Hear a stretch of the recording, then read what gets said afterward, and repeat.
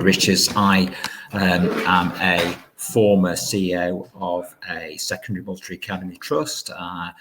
I'm also at the moment taking on a role as CEO to a 9-school primary multi-academy trust, and I'm also educational advisor for a creative agency called Engaging Education. And just very quickly, pertinent probably for this discussion today, part of my remit in this role is to advise the Board of Trustees on the options for this trust in terms of its future.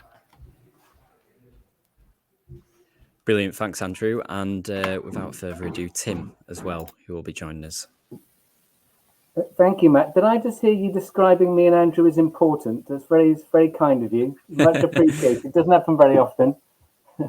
Hi, everybody. I'm Tim Plumb. I'm the CEO of PolyMAT. PolyMAT's a small multi-academy trust in Greenwich, in London. I've worked in the trust for many years, been CEO for a few years, and we've joined Matter in the last year and find it a very useful organisation. And we're just looking forward to the chat this afternoon. I'm hoping that Andrew's going to solve all of my problems and maybe I'll solve some of his. I think that's what we're trying to do.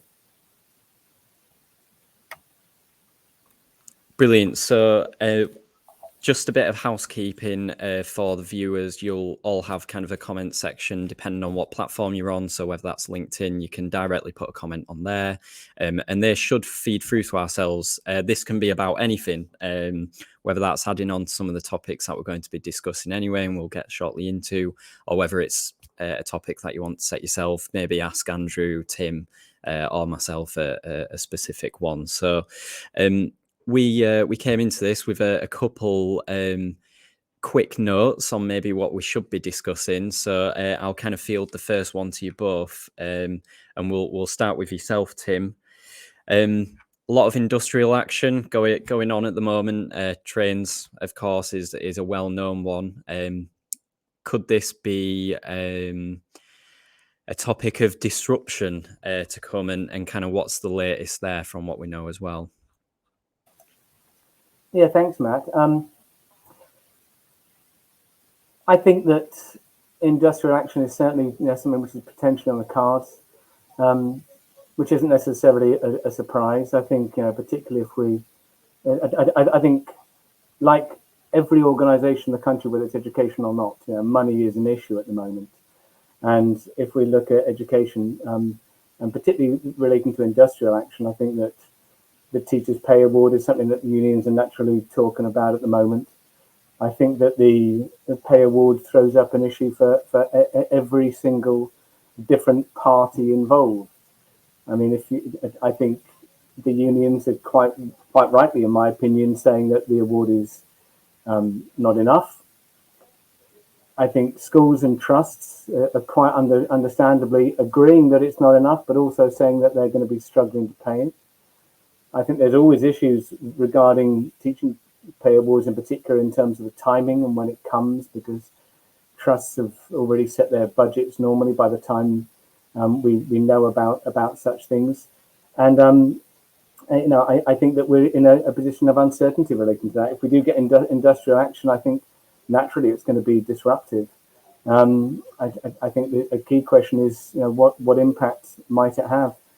I think that the financial situations and ups and downs are probably going to be the number one biggest concern, the number one biggest area of uncertainty that trusts are going to face across the course of this year. I think from my point of view as a MAT leader, it's going to be very difficult to disagree with the motives behind any industrial action. I think that probably everybody in education would support the notion that the pay award is not necessarily what it should be, but at the same time it's also something that I think most trusts would say they are going to struggle to pay without cutting deep into the budgets that they've set. So there's difficulties on both sides. I don't necessarily see the government coming to bail us out, but who knows? But I'm not holding my breath for that one. So yeah, I think it's definitely an area of potential disruption and of concern for everybody involved. Brilliant. Thanks, Tim. Any other comments from yourself, Andrew, and kind of leading from that as well? Looking towards the support staff, the support staff kind of pay increase as well, which was dropped, I believe, in August, if I'm right. I mean, I would agree with Tim. I think we're in a situation of great unknowns. I guess the thing that we do know, that the current pay situation with staffing isn't going to stay at this particular rate, and there is going to be rightfully a request or demand for more pay, and I think inevitably there is going to be disruption. And I think what I would say is, as a trust leader, is the question for us is, so what can we do in terms of our schools and our trusts in order to plan and also try and mitigate this in terms of the impact that it is inevitably going to have again on young people and that sort of consistency of education. And I think this is going to be the big challenge for us, because we don't know. Read the news today. It's a time of uncertainty, but what that's out of our control, isn't it? What we can control as trust leaders is what are the things that we can do to get ready for possibly an inevitable disruption in the teaching timetable. Now, what we have done through COVID is we've become very skillful at helping students when there's no teaching time now, which gives us some kind of ability to think, so what are we going to do during this time? And of course, but that brings with it a lot of complex questions, doesn't it? If schools are offering things, is that going against what the unions are doing in terms of strike? So it is a minefield, but I think it is going to be inevitably a very interesting time for us. Support staff, there's lots of percentages being bandied out there. And again, schools, budgets, we've not got the funding. And the simple thing is, what's that going to do to small multi-academy trusts? And is it going to force some other issues in terms of mergers or trust growth? Because for a lot of trusts, they're not going to be able to afford this pay rise, particularly if there's no input from the government. And I'm not sure there will be. Yeah, just to add to that, I mean, we ran a survey with our Matter members. We've got 350 trusts now, members of the association, and it was something raised in there. Lack of funding isn't something that is new. Of course, that's something that could have been mentioned for the last 50 years every year. But I think now they're starting to narrow down exactly where, in terms of this as well being dropped on a month before opening schools back up. Massive disruption caused. Tim, anything to add to that? Yeah, look, I agree as well. The support staff situation, similar position, I think, to the teachers. I think there's going to be, questions and industrial discussions around that. I think that, again, I don't think anybody could argue that support staff in education deserve a pay rise, a notable pay rise, absolutely. The question for me, it just comes down to the fact that I think it's, I'd almost go far as to say that it's unethical for substantial pay rises not to be funded from central government. I think it's all about, for me, the total amount of money that's in the system. And when pay rises come, if those pay rises are not funded from the centre, then essentially money is going out of the system. And that means money away from children. And, sadly, I don't think the government are necessarily going to come and do much about this. They probably can't afford to. But it does something, it really irks me, I think, when trusts and schools find themselves in this type of position, because I don't think there's going to be any trust leader that doesn't say that their staff deserve the pay rise. But at the same time, the trust leader is going to say, well, this money has now got to come from somewhere else. Something else is going to have to go in order to fund these pay rises. And that's not fair on the children. So it does irk me substantially. But as Andrew said, we are, over the past few years, I think, within the sector, much better at facing these types of uncertainty. We've come to live with uncertainty over the past few years. So I think it is something that doesn't necessarily worry us. Well, I think we've got more options about ways to deal with things than we did a few years ago, put it that way, because of what we've been through. Yeah, brilliant. We're just displaying Becky's comment there as well. Agreeing with you there, Tim. So, yeah, Andrew. Okay, so yeah, I mean, to add to that, I just think preparation is the key. And so again, sort of moving on to sort of another key thing that I know I'm facing, and I know a lot of trusts are facing at the moment, is the question of, so what's next for the multi-academy trust? I mean, I'm supporting a small primary multi-academy trust, and the question that I'm being asked is, so in the next 18 months, 2 years, can we grow? Should we merge, or should we stay the same? And I think that, speaking to a lot of trust leaders, seems to be the big question. What do we do in terms of the future for our multi-academy trust? And my trustees have tasked me with what are our options. And I think that for me is going to be one of the emerging key issues of this coming academic year, particularly if we are looking at finance, which is a pressure, if we're looking at staffing, which is a pressure, and that, I think, is a big question for trusts as we move forward. Matt, can I just add something on that? Because as Andrew's talking there about the questions that are facing individual schools and MATs and those involved in governance in them, about whether they should grow, whether they should join trusts, merge, and so on. Look, I think that the questions about growth and mergers, should be primarily driven by education quality, And what's happening with the situation at the moment is that they're being driven more and more by financial considerations. Now, you might say, well, there's a knock-on from that into education quality because you want to get the best value for money and so on, because it then leads to, a better provision for the children.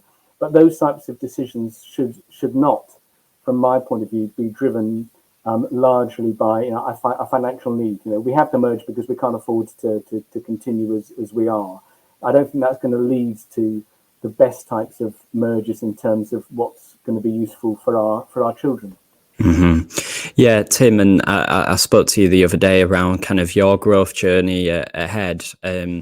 Something again that I see always is due diligence. Anyone who's gone through any form of growth or onboarding school, I think the one common theme amongst them all is always due diligence. So do you guys have a framework already for due diligence? Do you have kind of set metrics on whether you consider a school or not? And then actually we'll link that into Joe Hopper's question. Thanks, Joe, who said, what do you see as the pros and cons of finances and staffing when growing a trust in your experience, of course?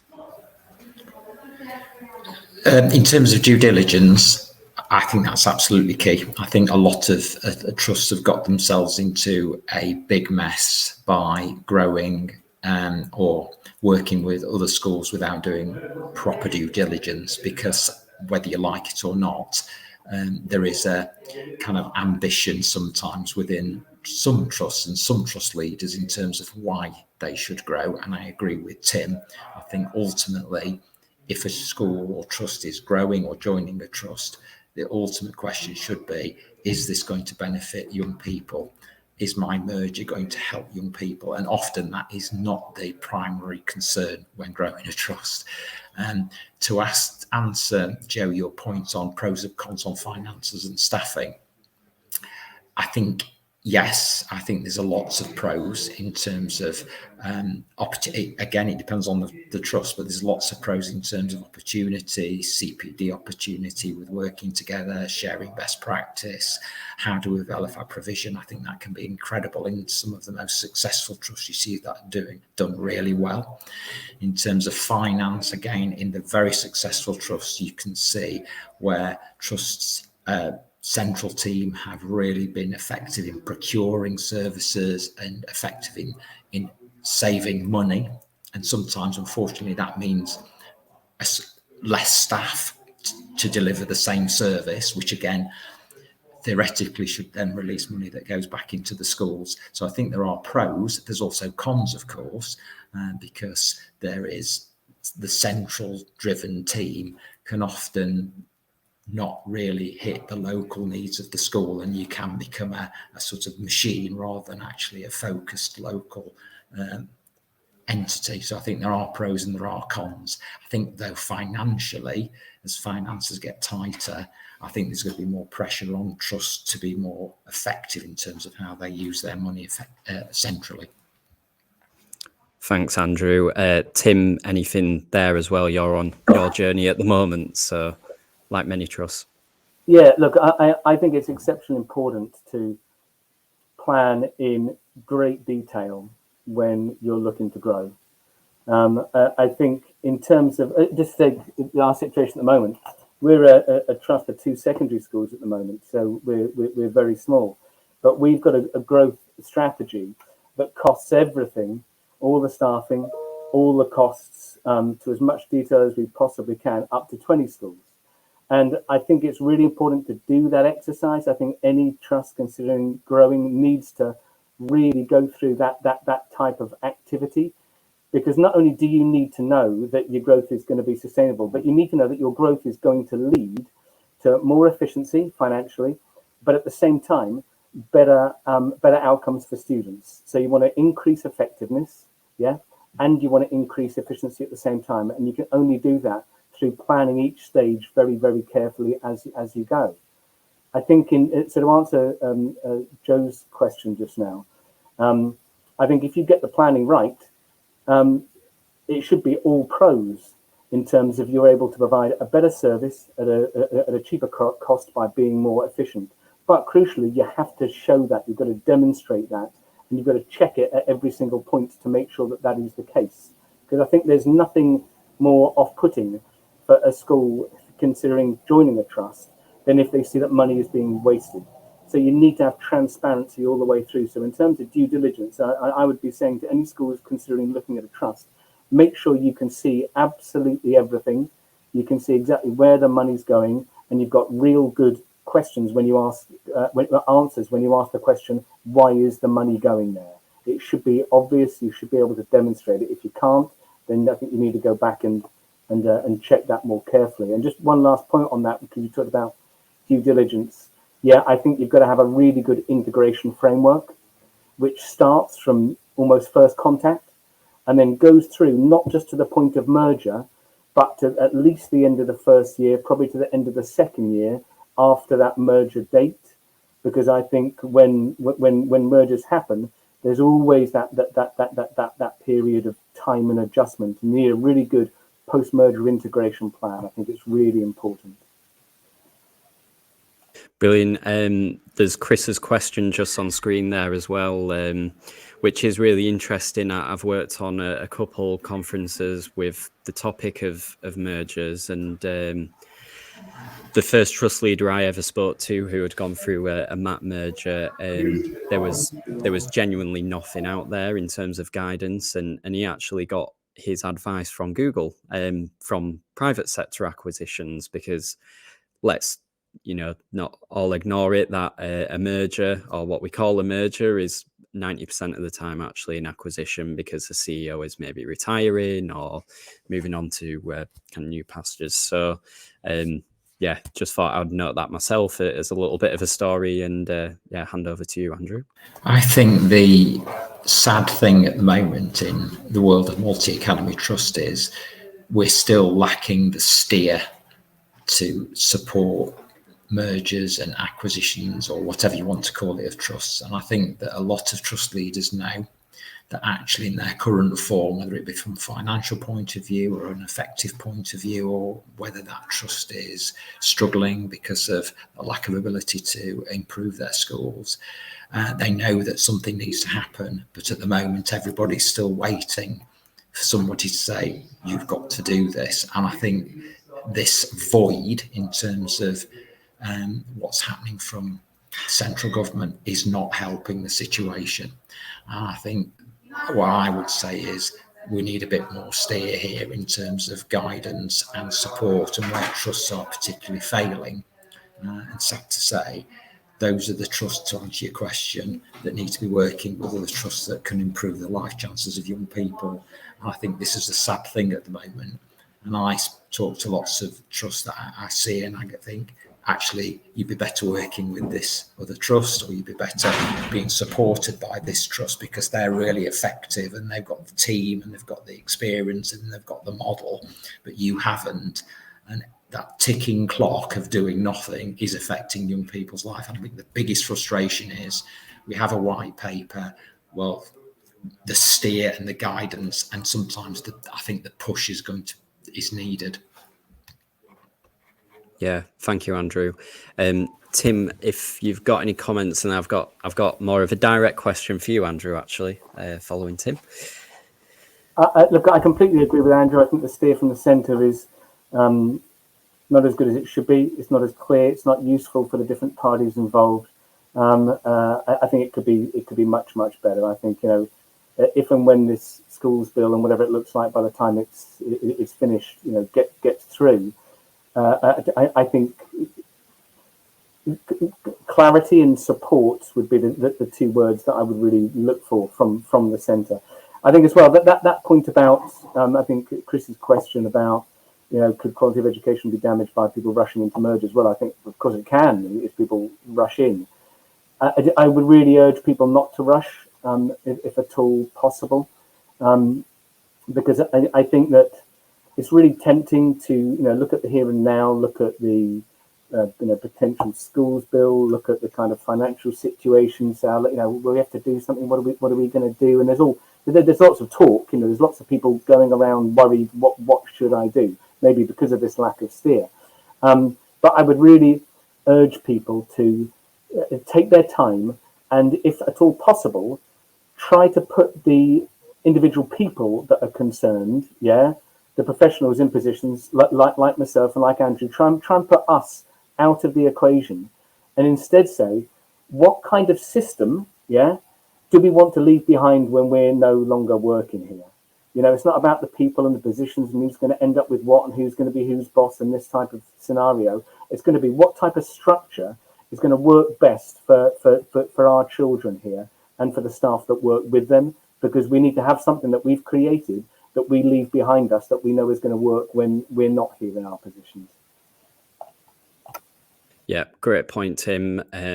Really useful stuff as well for any trust leaders kind of going through that journey, just like Tim's trust is. So, Andrew, you are based in the north, like myself. Are we going to see a drive now in the north specifically towards this joining a trust? Or I'm very close to a kind of well-known figure in the north when it comes to trusts, and he seems to think that even though there's an anxiousness in northern schools, they don't actually realize they're already working in a very similar system to a trust when they're all speaking to each other anyway.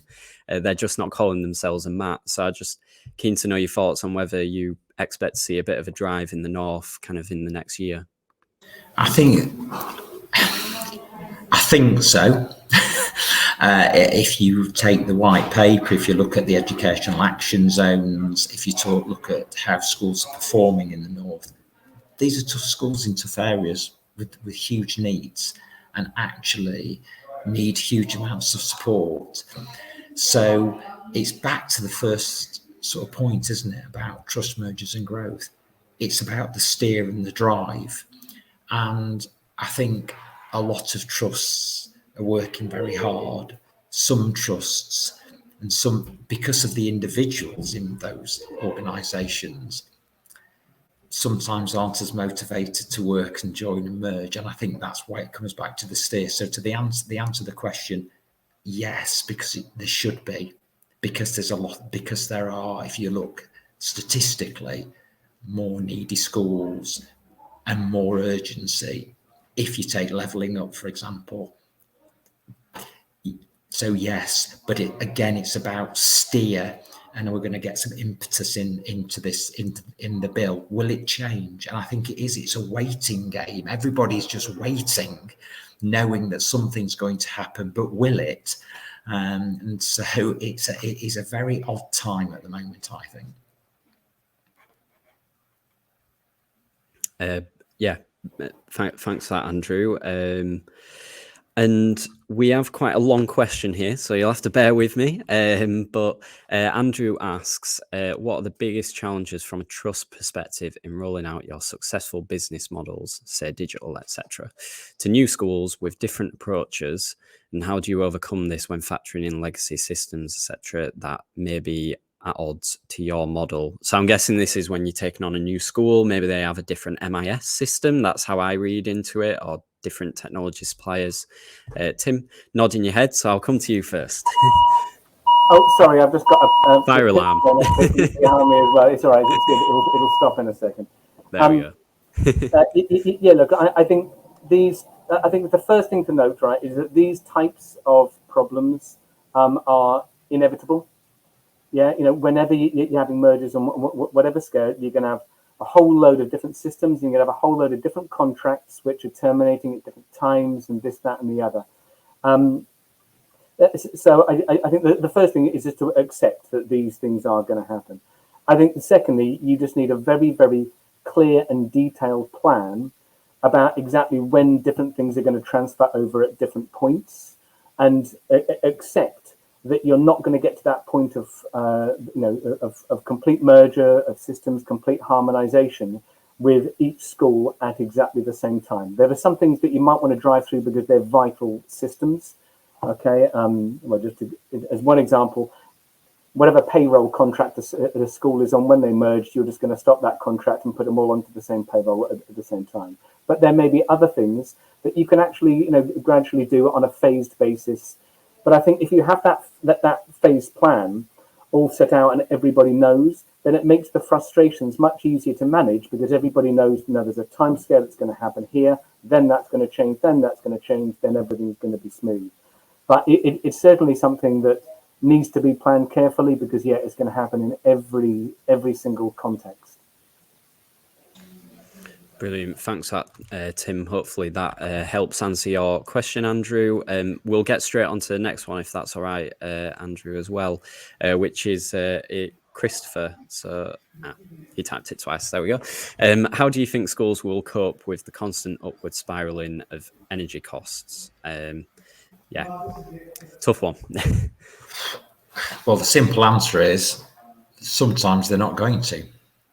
And that's the harsh reality of this. So our energy costs have gone up by, I'll give you £300,000 a year. Okay, so that is going to have an impact on what this trust can do. And ultimately, it's a little bit like the cost of staffing.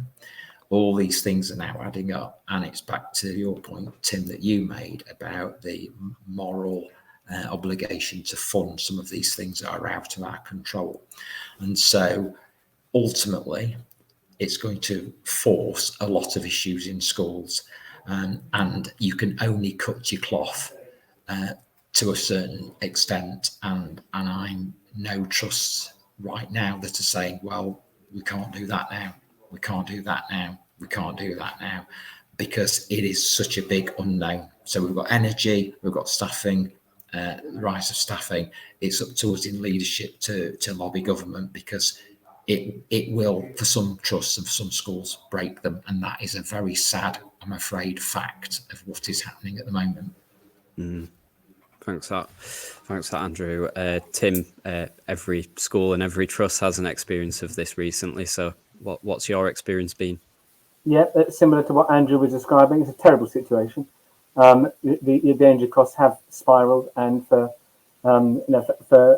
all trusts and schools, whether they're small or big, the increases are absolutely significant, and it probably does hit the smaller players more, than it does the large ones necessarily, where you've got those efficiencies that you can kind of, just about soak some things up sometimes. But yeah, I agree. The situation is very, very bad. if I were to suggest one silver lining, but really, I'm not saying that this is a pro of the situation. This is just one possible positive of the situation, is that I think it is really pushing trusts to look at their sustainability, their energy efficiency, their carbon footprint, which are things that we should be looking at and driving on anyway. But it does bring them into renewed focus. But that is small comfort, really, because this is it's a bad situation. Yeah, absolutely. My mum works in a school. They've been in a fixed energy contract for some time now.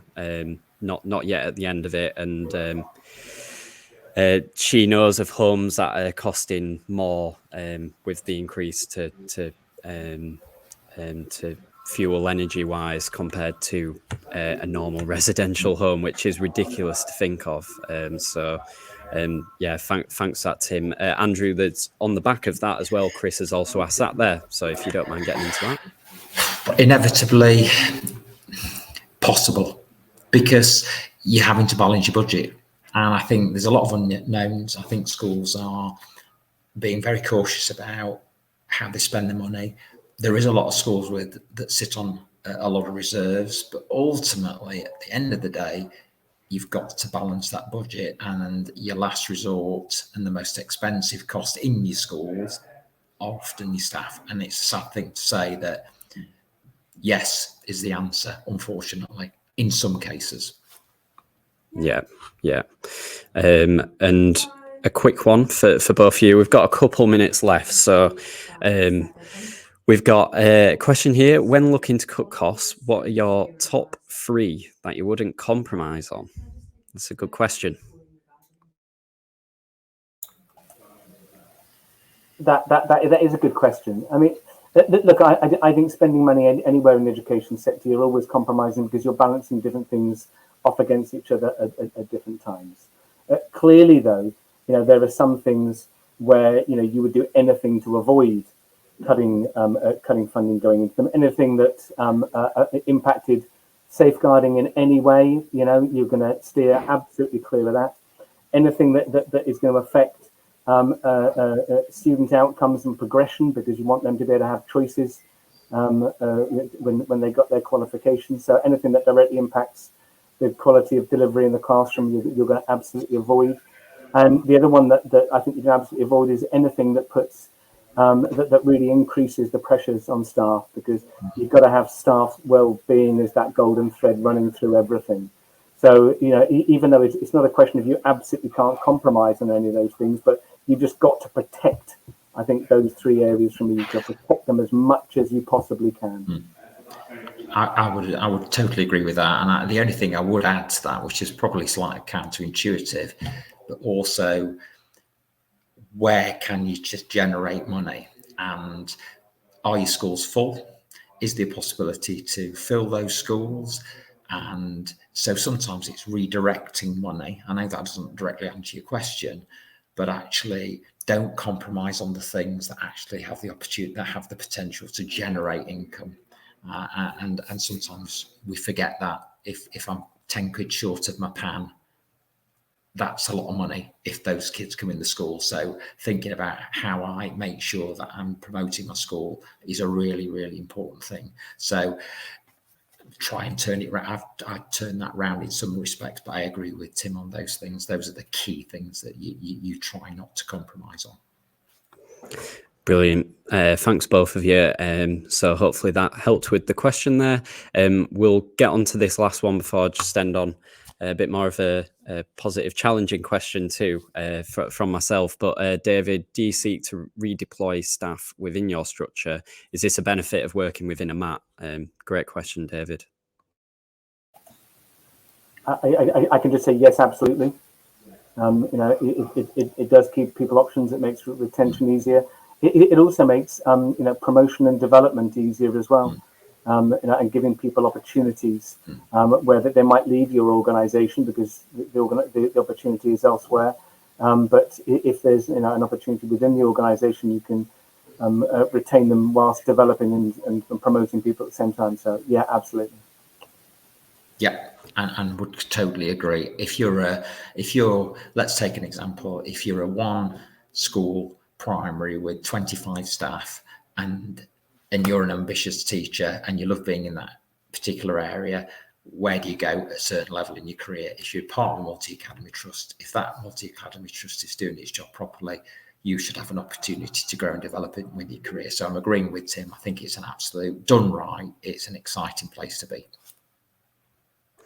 Brilliant. Thanks, both of you. And just want to land on and finish on for today. Thanks to everyone for tuning in. Really good questions as well, which has been good to see. What is one thing this year that you're really looking forward to and really gives an opportunity to your trust as well, which can be challenging to answer?